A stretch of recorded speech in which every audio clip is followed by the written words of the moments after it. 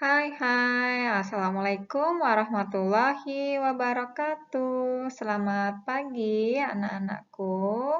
Bagaimana nak kabarnya pagi hari ini? Semoga semuanya selalu diberikan kesehatan, nak ya. Dan jangan lupa untuk selalu bersemangat dalam memulai kegiatan di pagi hari ini.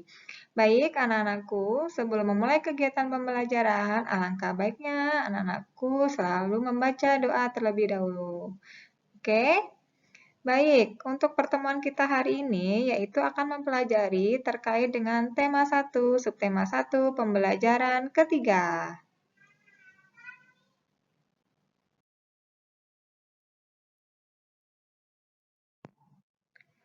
Baik, anak-anakku, untuk pertemuan hari ini kita akan mempelajari terkait dengan materi PKN, PJOK, dan IPA. Nah, kira-kira materi saja yang akan kita pelajari hari ini, yaitu berkaitan dengan kerjasama dalam keberagaman permainan tradisional. Kemudian yang kedua adalah gerak dasar lokomotor, dan yang terakhir adalah sifat bunyi merambat. Tentunya hal ini sudah pernah kita bahas juga pada pertemuan sebelumnya, nak ya. Namun, sekarang kita akan lebih mendalami kembali terkait dengan materi-materi ini. Oke, sudah siap anak-anakku untuk mengikuti pembelajaran hari ini? Are you ready? Yes, I am. Gitu ya. Oke, next kita lanjut pembahasan berikutnya. Baik, nak.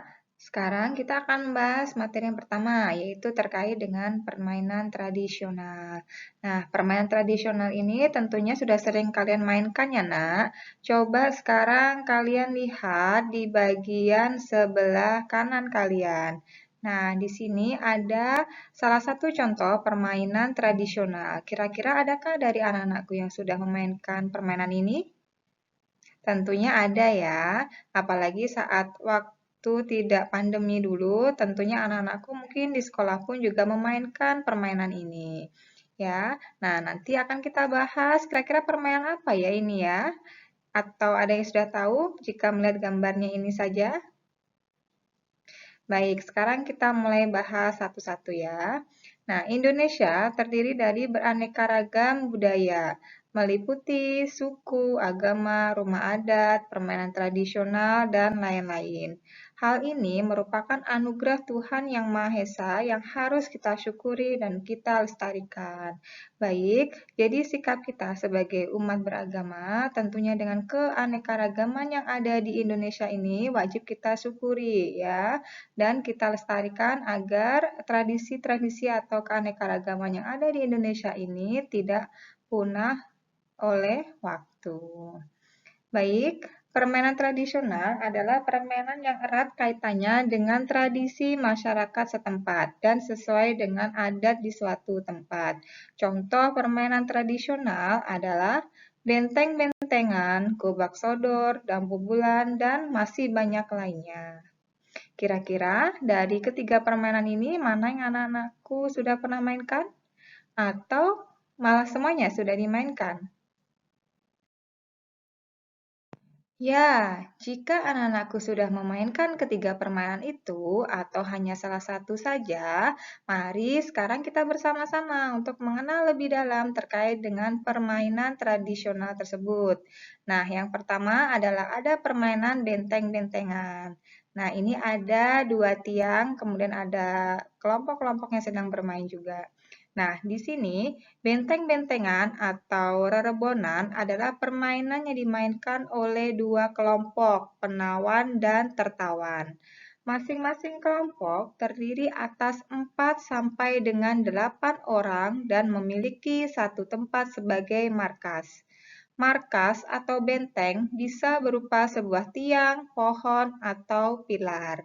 Nah, berarti mereka saat bermain benteng-bentengan ini menggunakan benteng itu sebagai markas mereka, bisa berupa tiang, pohon, ataupun pilar. Selanjutnya yaitu permainan gobak sodor. Sekarang anak-anakku coba lihat di sebelah kanan kalian, di situ ada sebuah permainan yang sedang dimainkan anak-anak ya. Nah, itu adalah permainan gobak sodor. Nah, adakah dari anak-anakku semuanya sudah pernah memainkan ini, Nak? Ya, tentunya ada ya. Dan seru jika dimainkan lebih banyak orangnya ya. Nah, sekarang kita lihat permainan gobak sodor atau gala asin atau juga yang sering disebut galasin, ini biasanya dimainkan di lapangan.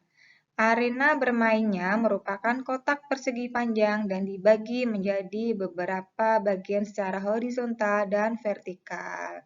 Ya, tentunya saat memainkan permainan gobak sodor ataupun benteng-bentengan, perlu kerjasama yang bagus antar tim. Ya, jika tim itu kerjasamanya bagus, tentunya tim itu bisa menjadi pemenang. Kira-kira kerjasama apa saja ya yang diperlukan saat melakukan permainan tradisional ini? Yuk kita simak bareng-bareng yuk. Nah, yang pertama adalah bentuk kerjasama dalam permainan bentengan.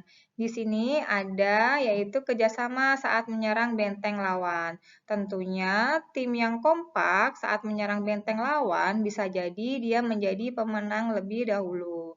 Ya, dan yang kedua kerjasama apa? Yaitu kerjasama dalam mengatur strategi. Apapun permainannya, tentu kita akan mengatur strategi agar kita dapat memenangkan sebuah permainan tersebut. Nah, kita lanjut ya, yaitu kerjasama dalam permainan gobak sodor. Yang pertama adalah kerjasama saat mengecoh lawan. Nah, biar apa? Biar kita bisa menuju ke ujung dari arena dari permainan gobak sodor itu dan bisa menjadi pemenang. Yang kedua yaitu kerjasama dalam mempertahankan wilayah. Yang ketiga sama ya, yaitu mengatur strategi. Strategi yang bagus tentunya bisa menjadikan tim tersebut menjadi seorang pemenang. Baik, saat bermain benteng-bentengan dan gobak sodor diperlukan beberapa keterampilan ya nak, di antaranya yaitu berjalan, berlari, dan melompat.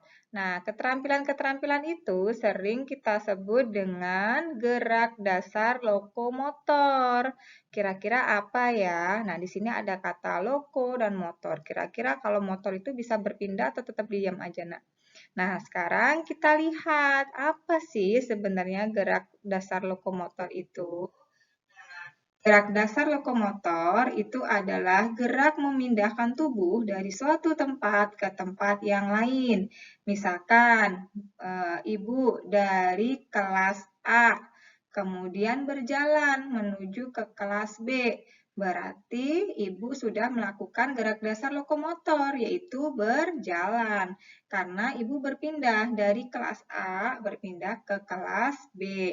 Nah, selain berjalan, bisa juga berlari, melompat, lalu apalagi kira-kira ada yang tahu? Bisa juga meluncur ya.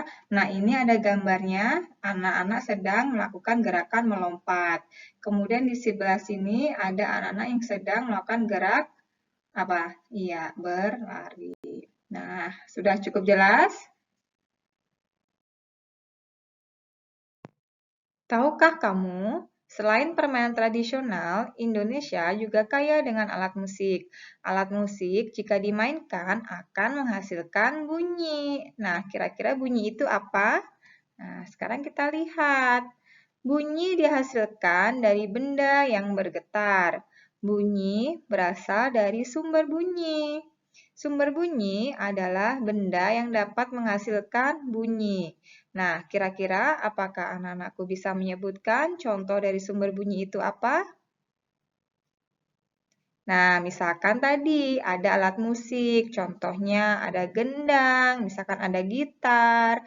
Jika dimainkan, maka alat-alat tersebut bisa menghasilkan bunyi.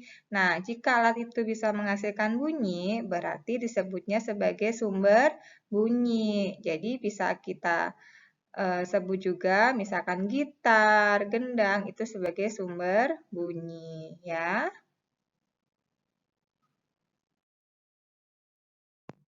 Oke, sekarang kita akan mempelajari terkait dengan sifat-sifat bunyi. Yang pertama yaitu bunyi merambat melalui media.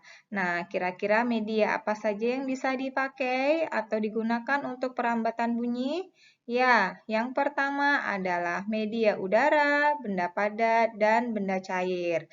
Nah, untuk sifat bunyi merambat ini nanti kita akan melakukan percobaannya, Nak, di kegiatan selanjutnya, ya. Nah, kemudian sifat yang kedua yaitu bunyi dapat diserap dan dipantulkan. Nah, ini bisa menimbulkan gema maupun gaung.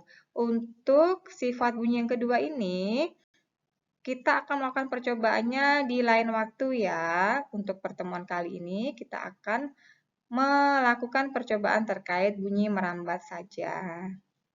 Baik, selanjutnya sifat yang ketiga, yaitu bunyi dapat dibiaskan.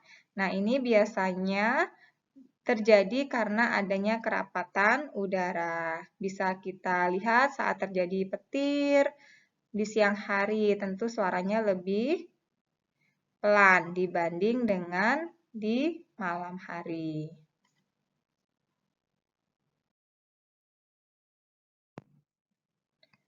Baik, selanjutnya kita akan melakukan percobaan perambatan bunyi. Sekarang coba lihat di layar kalian, sudah terdapat beberapa percobaan ya, Nak. Nah, itu ada berupa percobaan perambatan bunyi. Nanti kita akan melakukannya sesuai dengan petunjuk yang ada pada LKPD yang nantinya akan Ibu share ya. Kemudian, agar lebih jelas mengenai sifat bunyi merambat, kita akan melakukan sebuah percobaan. Are you ready? Oke, nah kalau memang sudah siap, berarti kita akan mulai percobaannya sekarang juga.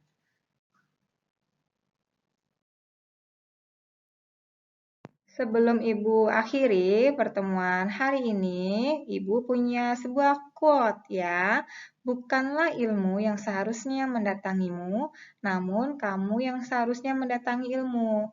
Nah, ini adalah quote yang disampaikan oleh Imam Malik. Tentunya kita sebagai pelajar harus tetap rajin dan semangat dalam mengikuti kegiatan pembelajaran meskipun sekarang kondisinya sedang pandemi. Ya, semoga anak-anakku semuanya bersama keluarganya selalu diberikan kesehatan dan kebahagiaan. Cukup sekian pembahasan dari Ibu. Wabillahi taufik walhidayah. Wassalamualaikum warahmatullahi wabarakatuh.